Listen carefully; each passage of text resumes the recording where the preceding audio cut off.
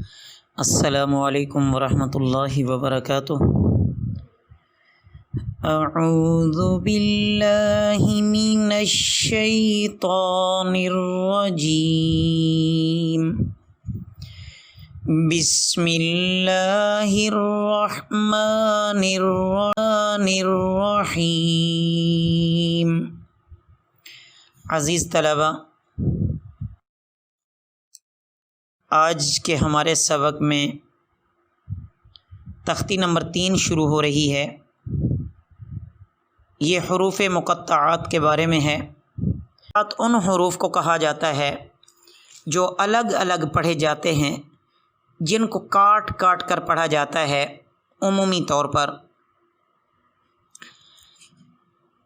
یہ حروف تہجی کا مجموعہ 29 ہے اور پورے قرآن میں یہی 29 حروف ہی استعمال ہوتے ہیں۔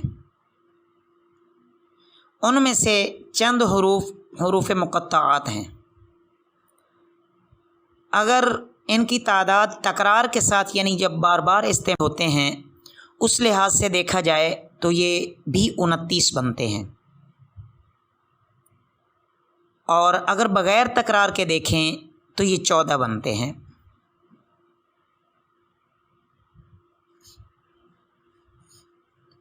ان کے پڑھنے کا طریقہ یہ ہے، ایک تو جہاں پر شد آیا ہے وہاں غنہ ہونا ہے۔ آپ کی آسانی کے لیے میں عرض کر رہا ہوں، اس کے علاوہ بھی کہاں غنہ ہونا ہے، کہاں اخفا ہونا ہے، کہاں نہیں ہونا، وہ میں آپ کے سامنے عرض کر دیتا ہوں۔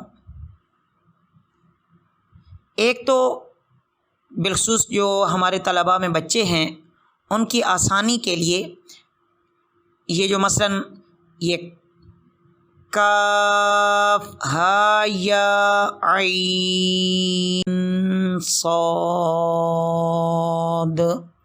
یہ جو حروف مقطعات میں سے ہے، اس کو کوشش کریں کہ اگر ایک سانس میں ہو جائے تو بہت اچھا ہے، ورنہ اس کو 2 سانس میں پڑھا جا سکتا ہے۔ کاف ہا یا عین صاد، اس طرح۔ اب آپ اس کو شروع سے دیکھیں۔ اسی طرح جن حروف کو کھینچنا ہے یہاں بھی ہم کھینچ کے پڑھیں گے، جن حروف کو وہاں نہیں کھینچا تھا اس کو یہاں بھی نہیں کھینچنا۔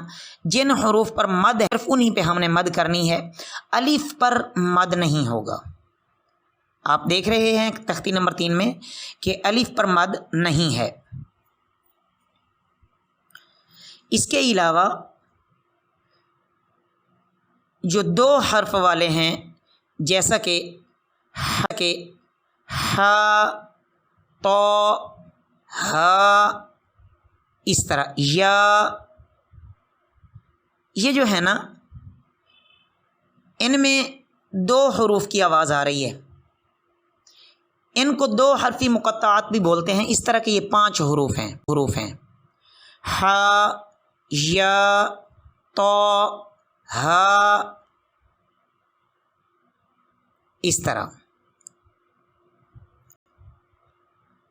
تو اس کے بعد کچھ 3 حروف کی آواز جن میں آتی ہے، جیسے نون، اس میں نون کا سیرہ، واو اور نون، یہ 3 حرف ملتے ہیں، ان میں 3 حروف کی آواز آئے گی۔ اس طرح کے 8 حروف ہیں، ان کو 3 حرفی مقطعات بھی بولتے ہیں۔ مطلب یہ ہے کہ حرف تو ایک ہی ہوتا ہے لیکن اس کے پڑھنے میں 3 حروف کی آواز آتی ہے۔ اب وہ 3 حروف کی آواز کیسے آتی ہے؟ جیسا کہ میں نے آپ کے سامنے عرض کیا ہے، نون، اب دیکھیں یہاں پہلے نون کا سیرہ ہے، پھر واو کا سیرہ ہے، پھر واو ہے، پھر نون ہے۔ اب یہ مکمل تختی دیکھیے، آپ میرے ساتھ دہرائیں گے، الف لام میم،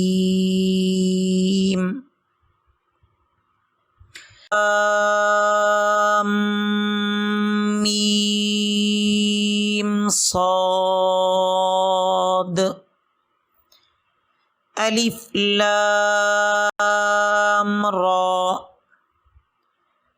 الف لام میم را کاف ہا یا عین صاد۔ اب دیکھیں یہ پہلے میں نے ایک سانس میں پڑھا ہے، اب میں اس کو دو سانس میں پڑھوں گا، آپ کو جیسے آسانی ہو آپ اسے ویسے یاد کر لیں۔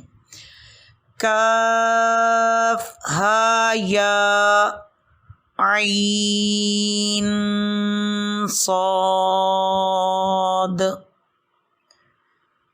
طہ، کو چھوٹا ایک کو بڑا اس طرح نہیں کھینچنا بلکہ دونوں کو برابر کھینچنا ہے۔ طہ، آگے یہ جو اگلا ہے نا اس میں تو سین میم اس طرح نہیں پڑھنا بلکہ سی کو آگے سی کو کھینچ کر میم کے ساتھ ادغام کر دینا ہے۔ سنیں میرا، تو سین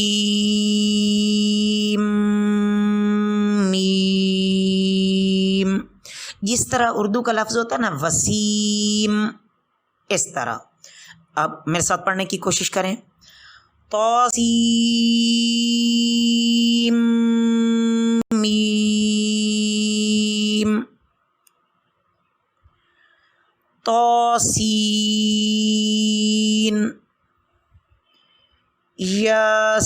یاسین صاد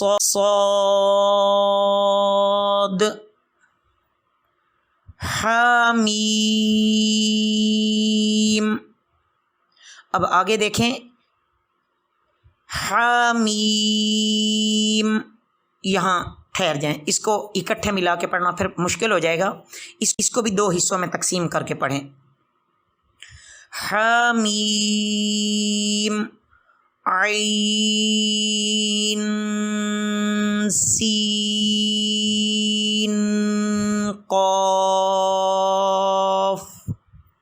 جی یہاں پر بھی یہ سارا ہے اپنا معذرت اخفا ہو رہا ہے، یعنی اخفا کو عام الفاظ میں آپ غنہ ہی سمجھیں، یہ ایک مشاق کاری سے مشق کرنے کے بعد ہی غنے اور اخفا میں فرق محسوس ہو سکتا ہے، جیسا کہ کاف ہا یا عین صاد، یہاں عین کے بعد آپ نے اخفا کیا، اسی طرح عین سین